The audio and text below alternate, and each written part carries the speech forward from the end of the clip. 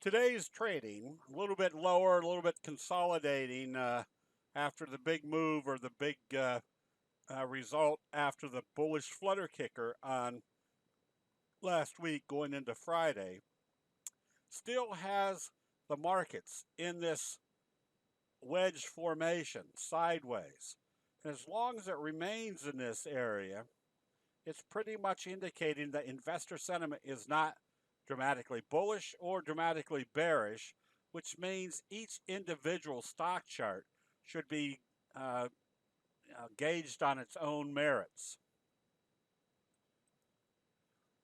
As in the Dow, the NASDAQ also consolidated a little bit today after the bullish flutter kicker on last week.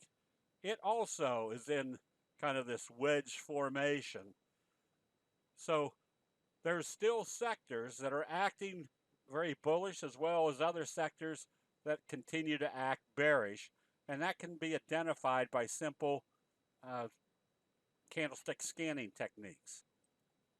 For example, the shipping stocks have been acting well, as in our recommendation on XTNG with that bullish signal, the bullish Harami Doji gap up best friend off the 50-day moving average, making wave 1 and wave 3 the same likely uh, price move.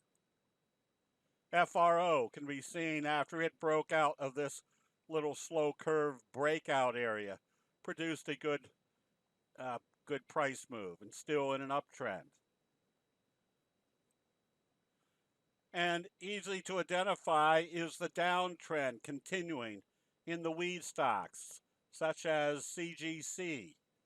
Notice that the sell signals right here at the T line keep you in a downtrend until you see a buy signal and a close back up above the T line.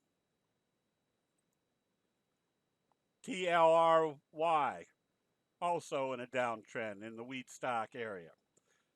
Just that simple analysis allows an investor that wants to eliminate their emotions out of their trading, if they have an established portfolio of a set number, like 10 positions, you might have 2 short and 2 long positions, 2 short positions in wheat stocks, 2 long positions in trucking stocks, and then having other positions in the portfolio that can be analyzed very quickly based upon the current trend.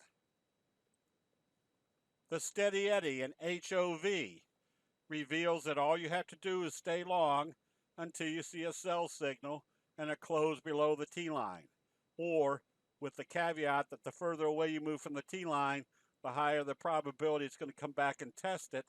And if you start seeing excessive buying, you get ready to take profits. But the very simple trading rule that once you see a breakout, notice we have kind of a cup and handle breakout, or a classic pattern fry pan bottom J hook. The uptrend remains in progress as long as they can't close it below the T line. That simple trading rule allows an investor to sleep well at night by just holding on to positions that are uptrending or downtrending if they're up above the T line or below the T line. That makes the assessment of what to do with that trade very simple. Even if it's a little bit choppy, as long as it stays above the T line, you can stay with it. But most importantly is the timing of a trade.